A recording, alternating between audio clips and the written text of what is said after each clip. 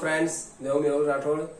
जैसा कि आप सभी को मालूम है, हम यूनिट 2 सॉल्यूशन पे जो स्टडी कर रहे हैं, वहां पे कल हमने यानी कि पिछले वीडियो में, लास्ट वीडियो में हमने देखा था कि हम टाइप्स ऑफ सॉल्यूशन और जो एक सॉल्यूशन के बारे में बात की थी मैंने, गैसेस सॉल्यूट को हमने लिक्विड सॉल्वेंट में डिसॉल्व करने के फैक्टर अफेक्टिंग, यानी कि जो वायु होता है बराबर गैसेस स्टेट, उसको जब हमने लिक्विड में ऐड किया तब उसके बाद कौन कौन से अफेक्टिंग फैक्टर थे, यानी कि कौन कौन से फैक्टर थे जो अफेक्ट करते थे उसमें, जैसा कि नेचर, टेम्परेचर और प्रेशर। इस तीनों के बारे में मैंने बात की थी और लास्ट में मैंने आपको बताया था कि अगले नेक्स्ट वीडियो में मैं आपको हेनरी लॉ पढ़ाऊंगा। तो आज हेनरी लॉ यानी कि हेनरी का नियम आपको पढ़ना है, बराबर। तो सबसे पहले मैं थोड़ा और रिवीजन करवा देता हूँ कि यहाँ पर हम पढ़े थे सबसे पहले सॉल्यूशंस में कि यहाँ पर हमारा जो सॉल्वेंट था, सॉल्वेंट यानी कि द्रावक, और उसमें हमने जब गैसेस मॉलिक्यूल, गैसेस स्टेट वाले मॉलिक्यूल यानी कि सॉल्यूट मॉलिक्यूल को हमने जब सॉल्वेंट में ऐड किया था, बराबर, ऐड करते हैं या फिर तब हमने टेम्परेचर, प्रेशर और जो नेचर का लास्ट वीडियो में स्टडी किया, वो क्या किया था कि नेचर यानी कि पोलर, नॉन पोलर, अगर दोनों का फेज पोलर, अगर दोनों पोलर पोलर है यानी कि HCl को हम वाटर में डिसॉल्व करें, HCl को हम वाटर में डिसॉल्व करें तो HCl भी पोलर है, H2O भी पोलर है, तो यहाँ पर फोर्स ऑफ अट्रैक्शन ज्यादा होगा, दोनों के बीच में अट्रैक्शन इजीली होगा, इसीलिए ये दोनों इजीली सॉल्युबल बनेंगे। बट अब हम बात करें H2O2N2 गैस की, जिसको हम H2O वाटर मॉलिक्यूल में हम डिसॉल्व करें, तब क्या होगा, यहाँ पर ये नॉन पोलर है और ये पोलर है, तो दोनों के बीच में अट्रैक्शन कम होगा, इसीलिए वाटर के अंदर डाइऑक्सीजन गैस यानी कि ऑक्सीजन गैस कैसा होता है, कम होता है, बराबर, समझ में आ रहा है। तो यहाँ पर जो गैसेस मॉलिक्यूल हम सॉल्वेंट में डिसॉल्व करें उसके पर हमको थियरी पढ़नी है हेनरी की। और लास्ट उसके बाद क्या बात की थी मैंने, टेम्परेचर। तो टेम्परेचर में क्या देखा था हमने, आप सभी को पता है कि यहां से मैं इसको हीट करूं, टेम्परेचर दूं, तो क्या होगा टेम्परेचर से कि लिक्विड मॉलिक्यूल भी गैस में कन्वर्ट हो गए। तो यहाँ पर तो गैसेस मॉलिक्यूल हमें ऐड करने हैं, तो गैसेस मॉलिक्यूल इजीली कहां पर जाएंगे, बाहर जाएंगे, यानी कि उसकी एनर्जी जो होगी वो रिलीज हो जाएगी, जिसको हमने बोला था एक्सोथर्मिक रिएक्शन। क्या बोला था, एक्सोथर्मिक रिएक्शन यानी कि ऊष्माक्षेपक रिएक्शन। और यहाँ पर ध्यान रखो, मोस्ट इंपोर्टेंट एग्जांपल जो निकल के आता है, यानी कि कोई क्वेश्चन निकल के जो आता है आपके लिए, वो क्या निकल के आता है कि यानी कि यहाँ पर मैं टेम्परेचर इंक्रीज करूं, क्या किया मैंने, सबसे पहले ये फेज मान लो ऑफ सॉल्वेंट जो है हमारा लिक्विड स्टेट में और सॉल्यूट जो है हमारा गैसेस स्टेट में।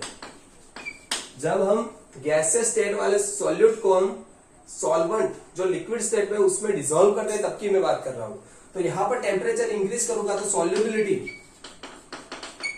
क्या होगी, डिक्रीज होगी। क्या होगी, सॉल्युबिलिटी डिक्रीज होगी। क्यों डिक्रीज होगी, क्योंकि टेम्परेचर इंक्रीज करने से ये जो रिएक्शन है, जो सिस्टम है हमारी, उस सिस्टम में से कुछ एनर्जी बाहर रिलीज होगी, यानी कि एक्सोथर्मिक रिएक्शन होगी। इसलिए डेल्टा H हमें क्या मिलेगा, नेगेटिव मिलेगा। डेल्टा S हमें क्या मिलेगा, एंट्रोपी, नेगेटिव मिलेगा। इसलिए delta G is equal to delta H minus T delta S।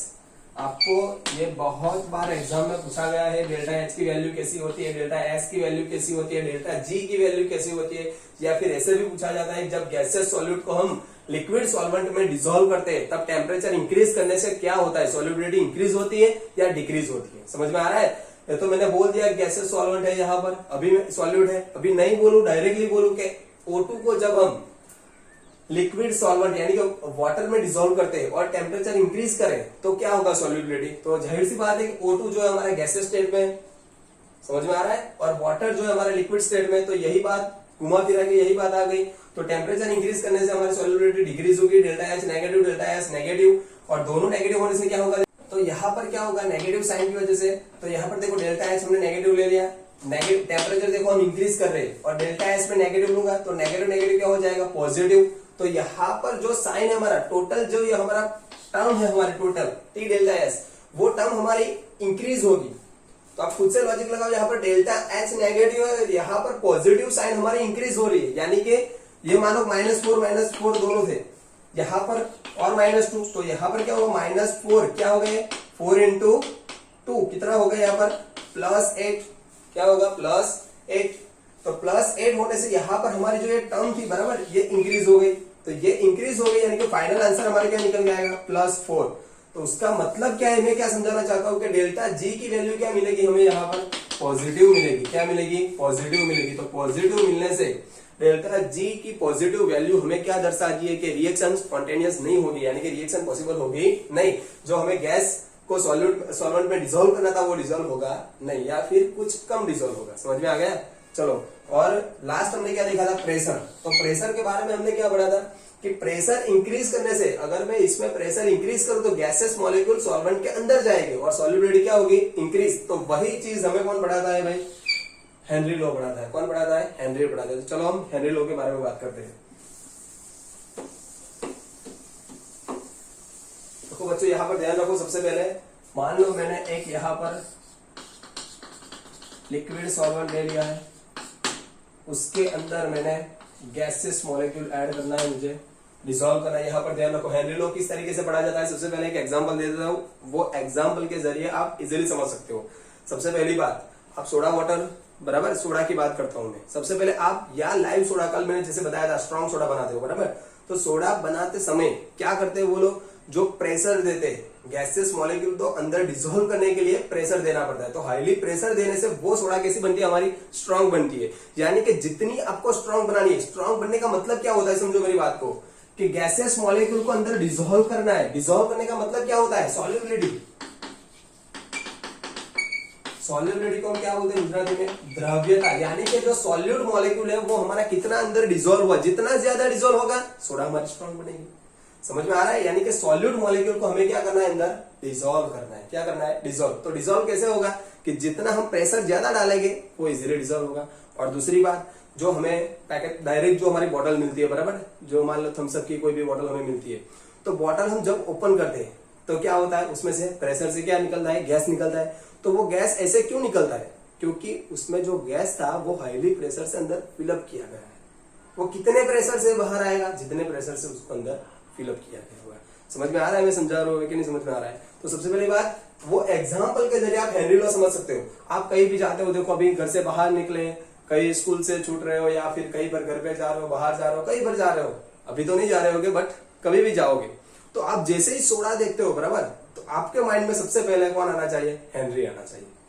तो अगर डेली लाइफ के रिलेटेड आप एग्जांपल लेके पढ़ोगे तो आपको, मैं नहीं मानता कि कभी रट्टा लगाने की जरूरत पड़े, कभी याद रखने की जरूरत पड़े, या फिर ऐसा लगे कि भाई केमिस्ट्री बहुत हार्ड है, बराबर। तो बहुत इजी बनाने के लिए मैं ऐसा एग्जांपल आपको दे रहा हूँ। चलो यहाँ पर ध्यान रखो, सबसे पहले तो गैसेस मॉलिक्यूल, और सबसे पहले यहाँ पर गैस हमने अंदर ऐड कर दिया। मानो कि मैं यहाँ पर एक सिस्टम ले रहा हूँ लिक्विड, उसमें मैंने कुछ गैसेस मॉलिक्यूल ऐड किए हैं, यहाँ पर कुछ वाटर की सरफेस पर होंगे, और यहाँ पर क्लोज सिस्टम ली है। क्या लिया मैंने, क्लोज सिस्टम, यानी कि बंद प्रणाली। समझो यहाँ पर ये बात समझने वाली है। और इसमें इक्विलिब्रियम है। इक्विलिब्रियम का मतलब क्या होता है, संतुलन। अभी बहुत सारे बच्चे, देखो आप सभी लोग 11th में पढ़ चुके हो, फिर भी बहुत बच्चों को संतुलन, इक्विलिब्रियम का मतलब नहीं मालूम होगा। इक्विलिब्रियम का मतलब क्या होगा, देखो संतुलन का मतलब क्या होता है। संतुलन का मतलब ये नहीं होता कि 5 किलो 5 किलो। संतुलन का मतलब क्या होता है कि जो हमारा लिक्विड मॉलिक्यूल है जिस टाइम पे गैस में कन्वर्ट हो रहा है, उसी टाइम पर गैसेस मॉलिक्यूल किस में कन्वर्ट होने चाहिए, लिक्विड में। यानी कि जब आप उस सिस्टम को, उस प्रणाली को देखो तो आपको ऐसा लगना चाहिए कि अंदर कुछ नहीं हो रहा है, बट अंदर हो रहा होगा। क्या होता होगा, देखो यहाँ पर जितने हमारे लिक्विड मॉलिक्यूल है वो गैस में कन्वर्ट हो गए, और उसी टाइम पर गैसेस मॉलिक्यूल लिक्विड में कन्वर्ट हो गए। उसको हम बोलते हैं इक्विलिब्रियम, यानी कि दो जो सिस्टम है वो सिस्टम हमारे संतुलन में, यानी कि इक्विलिब्रियम में। समझ में आ गया। चलो अभी बात करता हूँ जो गैसेस मॉलिक्यूल अंदर डिसॉल्व होता है, बराबर, वो जैसे बोला मैंने हेनरी लॉ किस तरीके से समझना है। देखो, तो जो भी हमारी ये सिस्टम है, बराबर, इस सिस्टम में जो ये प्रेशर, जो हमारा गैसेस मॉलिक्यूल है, तो गैसेस मॉलिक्यूल की वजह से क्या रहेगा, अंदर कुछ प्रेशर रहेगा। क्या रहेगा, प्रेशर। चलो एक एग्जांपल ले लो। अभी वो बॉटल हम ओपन करेंगे थम्सअप की, तब वो इसमें से हाईली प्रेशर से गैस बाहर निकलेगा। निकलेगा कि नहीं निकलेगा, तो कितना प्रेशर होगा अंदर, अंदर प्रेशर कितना होगा, तो कि जितना अंदर हमने गैस ऐड किया होगा। समझ में आ रहा है। तो उसका मतलब क्या होता है, या फिर गैस कितना अंदर ऐड होगा। जो मैंने स्ट्रॉन्ग सोडा की बात की, हम जो डिसॉल्व करते हैं गैस, बराबर, वो गैस कितना डिसॉल्व होगा, तो जितना हम प्रेशर देंगे। यानी कि उसका मतलब क्या होता है, पी, प्रेशर, दबाव, वो डायरेक्टली प्रोपोर्शनल टू सॉल्युबिलिटी। समझ में आ रहा है। सॉल्युबिलिटी का मतलब क्या होता है, द्रव्यता। समझ में आ रहा है कि जो प्रेशर हमने दबाण दिया, बराबर, जितना प्रेशर होगा उतना सॉल्युबल हुआ होगा।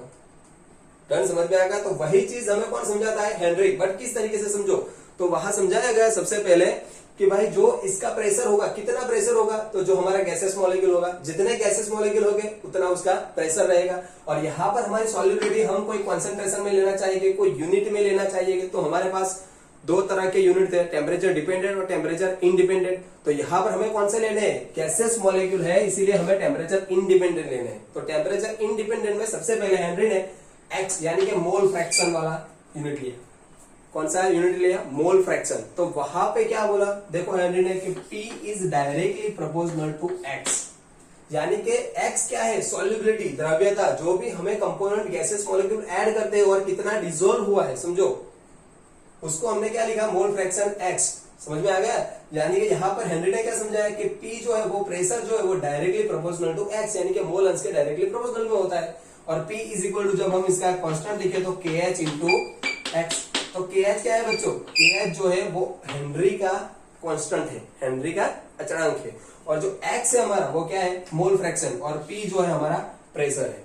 तो बच्चों यहाँ पर क्या समझ में आया, हमें हेनरी ने क्या समझाया, जो हम सोडा पीते हैं वही हेनरी ने समझाया, कुछ नया नहीं किया है। तो आपको रट्टा नहीं लगाना है कि कितना गैसेस मॉलिक्यूल अंदर डिसॉल्व होगा तो क्या हम जितना उसको प्रेशर देंगे, या फिर कितना प्रेशर होगा कोई भी सिस्टम का, जो हमारी थम्सअप की बोतल बंद पड़ी है उसमें कितना प्रेशर होगा कि जितना हमारा गैस सॉल्युबल हुआ होगा। समझ में आ रहा है।